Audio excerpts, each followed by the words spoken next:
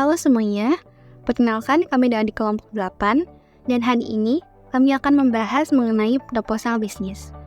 Sebelum itu, izinkan saya memperkenalkan anggota kelompok 8. Yang pertama ada saya sendiri, yaitu Friska Natalia Purba, dan juga rekan saya, Dharma Adita. Nah, pertama-tama kita harus mengetahui dulu apa sih proposal bisnis itu. Proposal berasal dari bahasa Inggris, yaitu to propose, yang artinya mengajukan. Secara bahasa, proposal dapat diartikan sebagai bentuk pengajuan atau permohonan.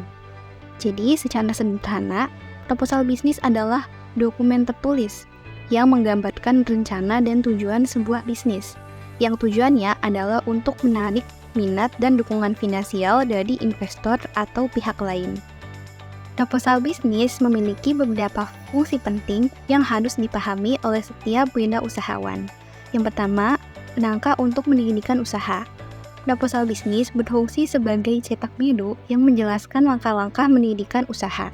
Dengan proposal ini, kita memiliki panduan jelas tentang apa yang perlu dilakukan sejak awal hingga bisnis berjalan. Yang kedua, bahan perbandingan antara rencana dan target. Proposal ini juga berfungsi sebagai alat untuk membandingkan rencana awal dengan target yang ingin dicapai. Ini membantu memastikan bahwa bisnis tetap berada di jalur yang tepat. Yang ketiga, merancang strategi bisnis. Proposal memungkinkan kita untuk merancang strategi bisnis yang matang. Dalam proses ini, kita bisa mengidentifikasi kelebihan, kekurangan, peluang, dan tantangan yang dihadapi oleh bisnis. Yang keempat, alat bantu wirausahawan untuk menilai usaha dari sudut pandang lain. Dengan menulis proposal, kita bisa melihat usaha dari sudut pandang yang lebih objektif, sehingga bisa menilai bisnis secara lebih menyeluruh dan membuat keputusan yang lebih baik. Yang kelima, acuan dalam pengembangan bisnis. Proposal bisnis bukan hanya untuk tahap awal, tetapi juga menjadi acuan dalam mengembangkan bisnis ke depannya. Ini membantu wirausahawan untuk tetap fokus dan beradaptasi dengan perubahan yang ada. Yang keenam, mendeteksi persaingan, risiko, dan langkah antisipasi. Proposal bisnis memungkinkan kita untuk mendeteksi persaingan di pasar dan mengidentifikasi risiko-risiko potensial. Dari sini, kita bisa merumuskan langkah antisipasi yang tepat untuk menghadapi situasi tersebut. Yang ketujuh, catatan anggaran yang dibutuhkan. Proposal juga berfungsi sebagai catatan lengkap mengenai anggaran yang dibutuhkan. Ini membantu mengatur keuangan dengan baik serta memastikan kebutuhan modal dipenuhi. Yang kedelapan, materi untuk meyakinkan investor. Salah satu tujuan utama dari proposal bisnis adalah untuk meyakinkan investor ide bisnis kita layak didukung. Proposal yang baik menunjukkan potensi keuntungan dan keunggulan kompetitif bisnis kita. Dan yang terakhir, syarat untuk mengajukan pinjaman modal ke bank. Selain untuk investor, proposal bisnis juga seringkali menjadi syarat utama dalam mengajukan pinjaman modal ke bank. Bank akan melihat seberapa matang rencana bisnis kita sebelum memberikan pinjaman. Lalu kita masuk ke jenis-jenis proposal. Jenis-jenis proposal bisnis dibagi menjadi dua, yaitu proposal bisnis yang tidak diminta dan yang diminta.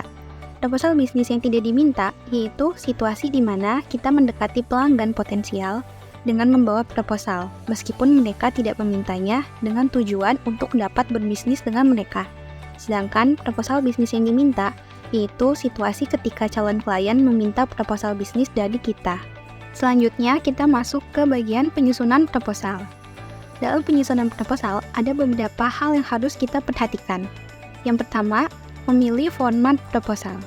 Kita harus menyesuaikan format dan jumlah halaman berdasarkan audiens dan isu yang ingin dibahas. Yang kedua, menyiapkan sampul atau jilid. Kita harus mencantumkan judul yang mencerminkan isi proposal dengan ukuran huruf lebih besar dan kapital. Jangan lupa untuk sampul dan jilidnya, kita harus memberikan warna yang menarik perhatian daripada investor. Yang ketiga, menyusun isi proposal.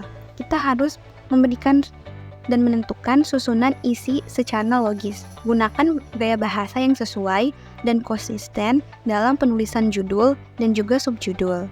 Yang keempat, kita harus membuat rangkuman dan kesimpulan. Kita harus menyertakan kesimpulan dan rekomendasi jika diperlukan. Yang kelima, kita harus mengikuti kaidah EYD. Kita harus menggunakan tata bahasa sesuai ejaan yang disempurnakan, termasuk penulisan gelar dan juga tanda baca. Selanjutnya, ada poin-poin penting dalam proposal bisnis yang tidak boleh kita lupakan juga. Yang pertama, pendahuluan singkat, di mana di situ kita akan fokus pada visi, misi, dan juga tujuan bisnis. Yang kedua, profil usaha. Kita harus menjelaskan jenis usaha, nama, dan juga lokasi perusahaan kita. Yang ketiga, struktur organisasi. Kita harus menyertakan tim utama dan apa sih peran mereka di dalam organisasi kita. Yang keempat, deskripsi produk. Kita harus menjelaskan produk atau jasa yang kita punya dan juga keunggulannya. Yang kelima, target pasar. Kita harus mengidentifikasi pasar yang akan kita jangkau ke depannya. Lalu yang keenam, strategi pemasaran. Kita harus merencanakan taktik promosi yang efektif untuk menarik pelanggan. Yang ketujuh, laporan keuangan.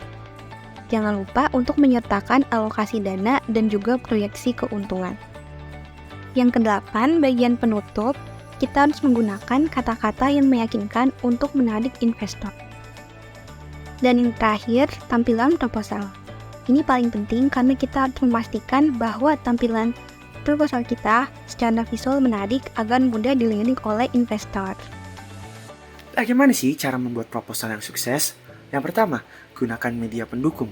Jelaskan proposal dengan media seperti PowerPoint, video, atau demo produk untuk memberikan kesan positif kepada investor. Yang kedua, buat proposal fleksibel. Sesuaikan proposal dengan kebutuhan investor agar lebih cepat disetujui. Yang ketiga, ajukan trial period dan milestone. Tawarkan uji coba dan target jangka pendek agar investor merasa lebih aman dalam berinvestasi. Yang keempat, kuasai materi proposal. Pahami seluruh isi proposal dan tren pasar terkait untuk menjawab pertanyaan investor dengan baik. Setelah kita memahami cara pembuatan proposal yang baik dan benar, selanjutnya kita akan membahas pitching bisnis. Apa sih pitching itu? Pitching adalah proses menyampaikan ide, produk, atau proyek kepada audiens dengan tujuan untuk mendapatkan dukungan baik itu dari investor, klien, atau pemangku kepentingan lainnya. Pitch yang baik tidak hanya menyajikan informasi, tetapi juga menginspirasi dan membangkitkan minat audiens terhadap misi yang disampaikan. Jenis-jenis pitch. Yang pertama adalah elevator pitch, sebuah ringkasan singkat tentang ide yang dapat disampaikan dalam waktu 30 detik hingga 2 menit. Ini biasanya digunakan dalam situasi informal seperti pertemuan jaringan. Yang kedua, pitch deck. Sebuah presentasi visual yang biasanya terdiri dari 10 sampai dengan 15 slide. Pitch deck menyajikan informasi lebih mendalam mengenai masalah, solusi, model bisnis, dan proyeksi keuangan. Dan sering digunakan dalam presentasi formal kepada investor. Yang tiga, formal pitch. Presentasi yang lebih terstruktur dan panjang, di mana presentator menjelaskan proyek secara rinci dan menjawab pertanyaan dari audiens. Elemen pitching yang efektif. Pertama, untuk membuat elemen pitching yang efektif, diperlukan nama tim, perkenalan diri dari tim untuk memberikan kesan pertama yang baik. Yang kedua, masalah yang dihadapi. Jelaskan masalah di pasar yang relevan dan mendesak. Yang ketiga, solusi yang ditawarkan. Presentasikan solusi inovatif dan layak untuk diimplementasikan. Yang keempat, model bisnis. Paparkan cara perusahaan menghasilkan pendapatan dan potensi profitabilitasnya. Yang kelima, analisis pasar. Berikan data tentang ukuran dan potensi pertumbuhan pasar. Yang keenam, strategi pemasaran dan penjualan. Tunjukkan rencana pemasaran untuk menjangkau dan mempertahankan pelanggan. Yang ketujuh, tim manajemen. Perkenalkan tim manajemen dan pengalaman mereka yang relevan. Yang kedelapan, proyeksi keuangan. Sajikan proyeksi keuangan yang realistis terkait potensi keuntungan dan resikonya. Yang kesembilan, permintaan investasi. Komunikasikan jumlah dana yang dibutuhkan dan rencana penggunaannya. Yang terakhir, penutup dan call to action. Akhiri dengan ajakan bertindak yang kuat untuk melanjutkan diskusi lebih lanjut. Tips untuk pitching yang efektif. Pertama adalah mempersiapkan diri. Kenali audiens dan persiapkan jawaban. Tunjukkan kesiapan untuk menghadapi tantangan. Yang kedua, visual yang menarik. Hindari teks yang terlalu berlebihan, gunakan grafik dan gambar untuk memperjelas poin. Yang ketiga, latihan. Latih presentasi untuk meningkatkan kelancaran. Perbaiki alur dan respon terhadap pertanyaan. Apa saja sih kesalahan umum dalam melakukan pitching? Yang pertama, terlalu fokus pada produk. Jangan hanya terlalu membahas produk, jelaskan potensi dari pasar dan strategi pertumbuhannya. Yang kedua, data tidak akurat. Pastikan data dan proyeksi keuangan tepat. Kesalahan dalam data dapat merusak kepercayaan investor. Yang ketiga, kurangnya keterlibatan. Jangan hanya baca slide, buat kontak mata dan ajak interaksi kepada investor. Apa sih pitch deck? Pitch deck adalah alat presentasi yang digunakan untuk menyampaikan ide bisnis kepada investor. Biasanya berupa serangkaian slide yang merangkum informasi kunci tentang bisnis, produk, dan potensi pasar. Pitch deck bertujuan untuk menarik perhatian investor dan meyakinkan mereka tentang kelayakan dan potensi keuntungan dari investasi yang diminta. Dalam dunia startup yang kompetitif, pitch deck memainkan peran penting dalam menarik minat investor. Dengan menggunakan pitch deck yang efektif, pendiri dapat dengan cepat dan jelas menyampaikan visi mereka, serta membangun kepercayaan dan kredibilitas di mata calon investor. Cara membuat pitch deck yang efektif. Yang pertama, identitas pendiri dan tim. Cantumkan nama pendiri dan tim untuk menunjukkan kompetensi. Yang kedua, gunakan 10-12 slide. Pastikan setiap slide singkat dan langsung ke poin utama. Yang ketiga, tampilkan purwarupa produk. Sertakan contoh atau prototipe, jelaskan konsep dan manfaatnya sebagai solusi. Yang keempat, potensi pasar. Jelaskan target pasar dan potensi pertumbuhannya. Yang kelima, analisis kompetitor. Identifikasi kompetitor dan tunjukkan keunggulan produk dibandingkan mereka. Yang keenam, risiko bisnis. Paparkan risiko dan solusi untuk menunjukkan kesiapan menghadapi tantangan. Yang terakhir, jumlah pendanaan yang dibutuhkan. Jelaskan kebutuhan pendanaan dengan rentang yang jelas agar investor punya opsi.